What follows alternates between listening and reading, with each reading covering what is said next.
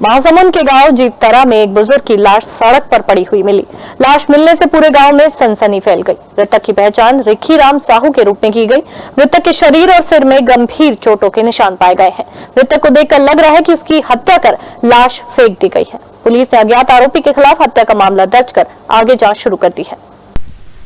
मृतक रिखीराम साहू के गांव वालों का कहना है कि उसका कभी किसी से कोई विवाद नहीं हुआ। स्वभाव से वह सज्जन व्यक्ति था।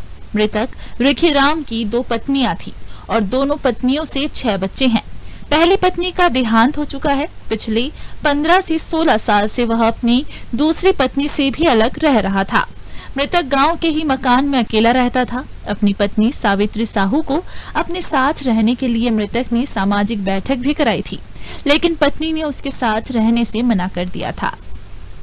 इस वजह से वो आए दिन शराब और गांजे का नशा करता था और गुस्से में पत्नी और बड़े बेटे को गालियां दिया करता था। मृतक के पास खेती बाड़ी भी है, जिसे उसने सभी बेटे और अपनी पत्नी को बंटवारे में दे रखा था। बहरहाल सिटी कोतवाली पुलिस अज्ञात व्यक्ति के खिलाफ हत्या का मामला दर्ज कर कुछ संदेहियों से पूछताछ कर रही है।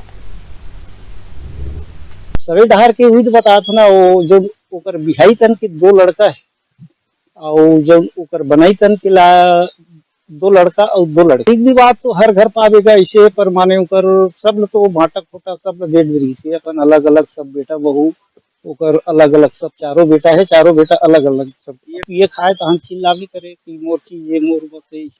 अब कल के घटना कैसे हुई का हुई हमको मालूम नहीं है। सुबह हमरा मोबाइल के माध्यम से जानकारी हुई कि जो रिखीराम मामा रहीस थे खत्म हो गए और बाद में फिर ओकर लड़का मन से फोन लगा के पूछे हो कैसे हो गई जी, इसे की तब मर्डर हो गए है इसे।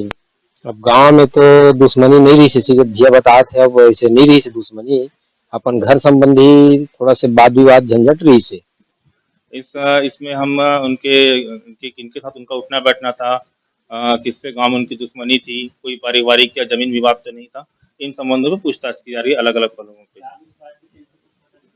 जी डाग स्क्वाड की टीम गई हुई थी। वो मृतक के जो परिवार के जो उनके जो पुत्र हैं उनके घर में गया हुआ था। वो उस संबंध में पूछताछ की जा रही है उनके परिवार से। अभी धारा 302 के तहत अज्ञात आरोपी के खिलाफ अपराध पंजीबद्ध किया है।